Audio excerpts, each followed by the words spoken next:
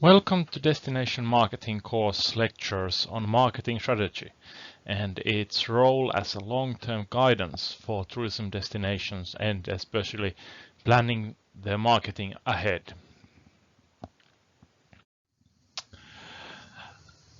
Why strategies are made is that the tourism destinations, the destination marketing management organizations working for the marketing of these destinations need to have some kind of long-term planning goal.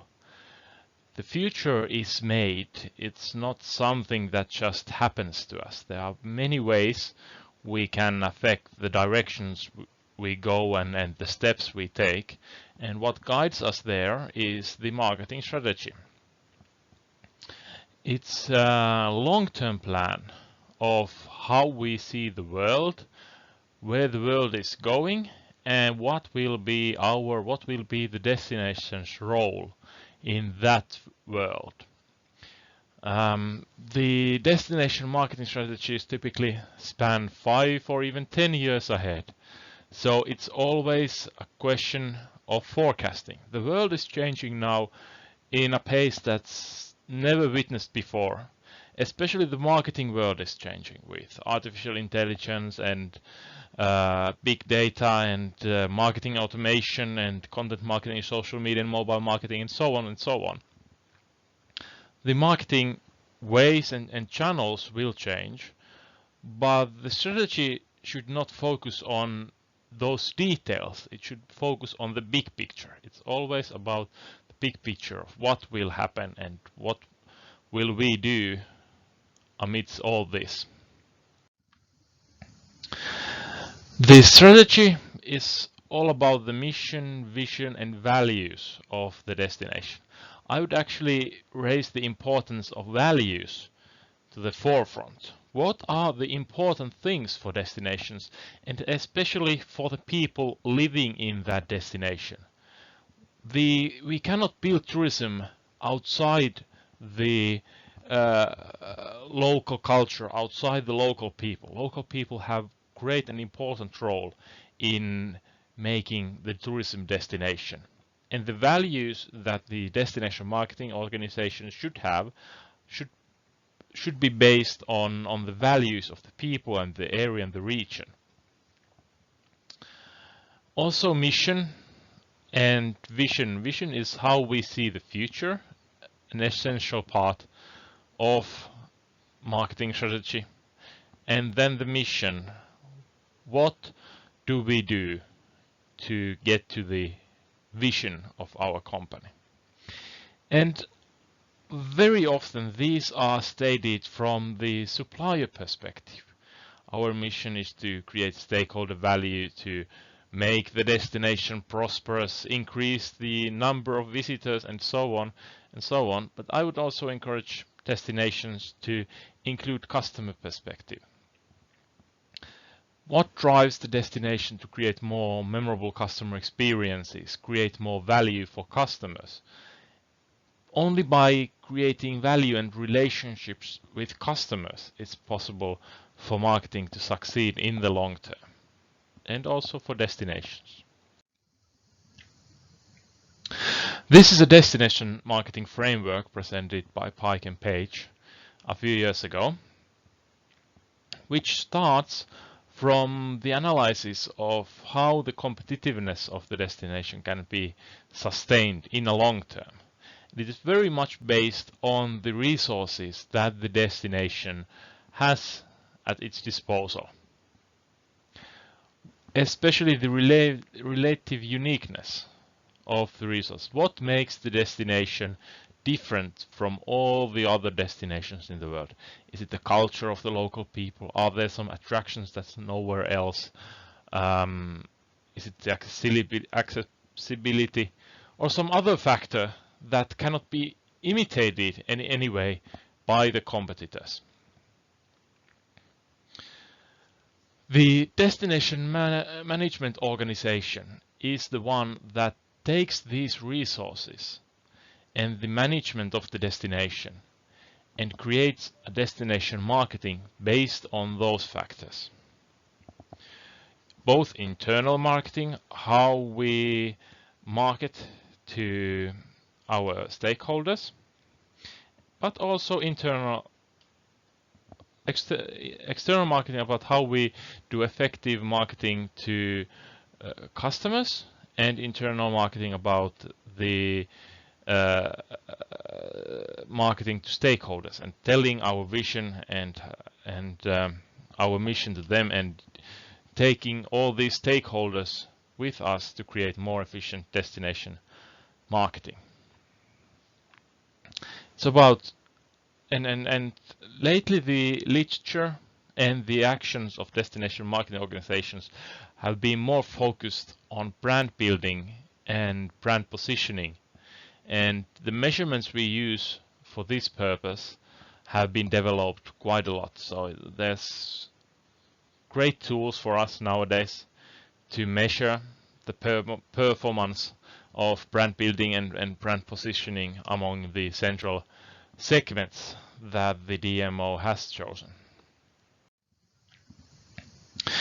This is another model by Destination Think that quite well describes what is the strategic planning process of a destination. Where are we now? Where could we be in the future? And where do we want to go? How will we shape the future? It's up to us to gather the future.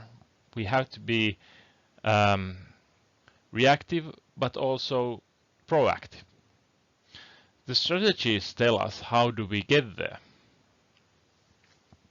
It's all about the tactics that implement the marketing strategies.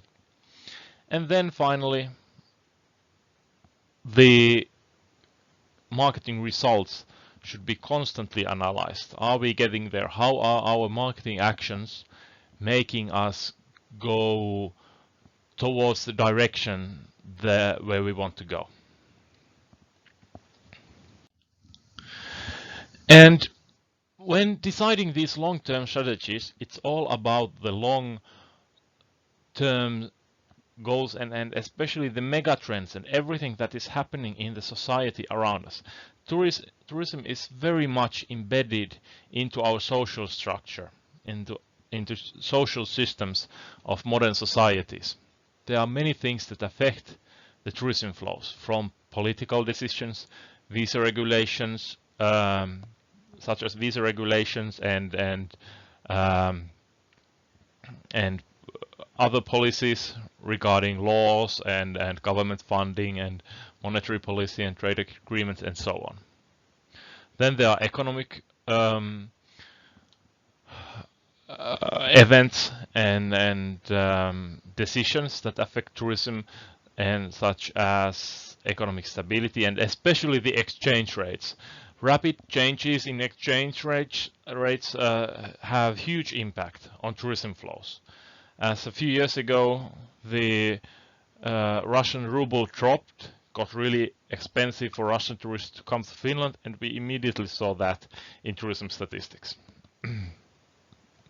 Then the social trends, megatrends happening, demographic changes, urbanization, shopping habits, and consumer attitudes, what the people think in general that are important for them, how these affect destination marketing, especially how destination marketing organizations can benefit from these changes happening in the marketplace. And then, of course, the technological change. But in tourism, it's especially in tourism marketing, technological change is evident and quite impactful, but the travel behavior itself has not changed that much because of technological development. Technological development have made it possible for more people to reach more destinations more easily, and that trend probably continues to grow. Okay, so if a strategy is a long-term plan, can it change? And this is quite important, that why we are using these measurements is and measuring marketing effectiveness is to make sure that our strategy is still valid. If we follow the plan, we will get the results that we look for. But if the marketing is not working, if the choice of segments, for example, in marketing strategy is completely wrong, the segments do not work or do not react to the marketing or the results that we want at certain points. So we need to have measurements that in 2 years this needs to happen for this market to be viable. If it isn't, it's always good to think about this strategy. Did we choose the right strategy to survive in the marketplace, to thrive in the marketplace? It can be that the strategy that the destination chose is just not working. There's no markets for it. It might be even ahead of its time. So through measurement and measuring the effectiveness of marketing and the implementation of strategy, the destination marketing organization can decide that the strategy is not working and it's time to change it. The destinations, especially the small destinations, can make even big pivots to change the whole marketing strategy completely. But the bigger the destination gets, the more difficult it is for it to be agile, to react to the changes happening in the marketplace. And the strategy is also about risk and reward. Like the Finland witnessed during the couple of few years, that the focus on Russian markets, putting all eggs into one basket, did not work when the Russian markets collapsed. There were big risks in that strategy, but there were also great rewards. The amount of income that the Russian tourists have generated for Finnish tourism industry, for Finland, are tremendous.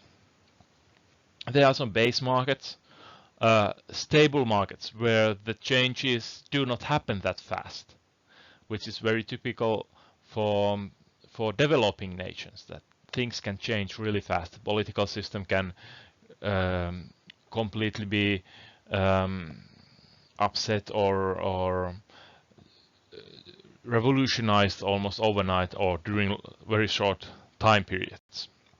Stable Western markets, you do not get high rewards from those, but they are still stable and easier to predict than high-risk markets. Strategy is also about communication to stakeholders and partners. If we have a strategy, we can more easily say to our network, say to our partners what the destination is all about, what are its goals, what are its values, and to find the like-minded partners and the like-minded people to work with the destination. So that is why these need to be articulated clearly and also presented actively in marketing. Doing a SWOT analysis, strengths, weaknesses, opportunities and threats, is always a good thing. It's an old thing, I know. But nonetheless, it's still extremely useful for companies and especially for destinations to think about their strengths and weaknesses and what kind of opportunities and threats the external environment, the pest analysis results bring to the company. This is both future-oriented as well as resource-oriented. Dimitrios Bouchalis presented the model of destination development a while back, which basically states that the destinations develop very similarly to each other from introduction to growth, maturity, saturation, and decline. He depicts in quite detail how all these different phases of destination development manifest themselves, but the key here is the supply and demand and where they meet. They meet at the end of the maturity phase. And the destination marketing organization needs to be aware about the situation where they are now to avoid going to the decline stage, which means that the there starts to be oversupply in the destination. Original demand moves to another destination, and the destination needs to lower the prices and increase the number of tourists in response to this change in the marketplace. And this leads to decline in the destination lifecycle model. It is possible for destinations to reinvent themselves. And the question is, at which point and how should this be done?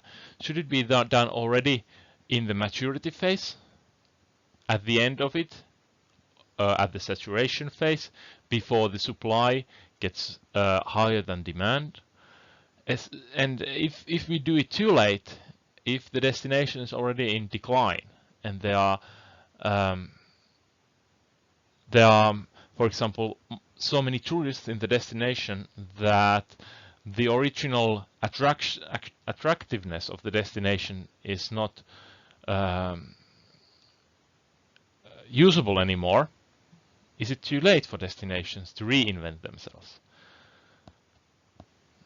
This is why the destinations need to be aware of where we are going. The rapid rise in number of tourists is typically in the growth and maturity phases. So we can now, for example, when looking at Lapland, they are witnessing extremely high growth from foreign markets, international markets. Their introduction period has taken a long time, but I think that now they are in the growth period. But already at this point, they need to be aware that as the number of tourists increases, there will become a time when the trends change. It cannot continue to grow forever. Nothing grows forever. There will always be changes, and how these changes are planned ahead is quite critical in destination marketing and management. The key question that I would present to the destination marketing organizations is that what will the destination become a leader in? And this is the goal of strategy. Where we will be the best in the world? What kind of group of people will we lead to the future? And the smaller the destination is, the more niche it has to be.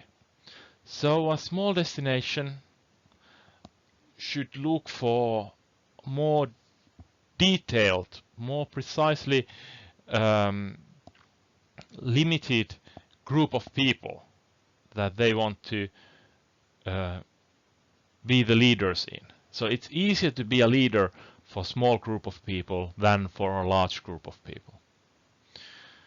And finding out the values of the customer, lining up them together with the values of the destination, will tell the DMOs the things that are possible for them to become a leader in.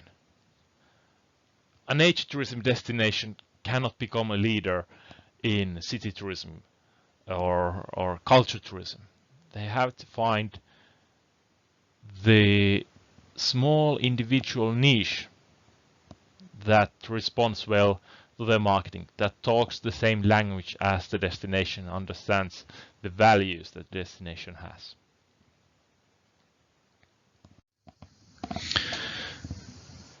Excellent, thank you.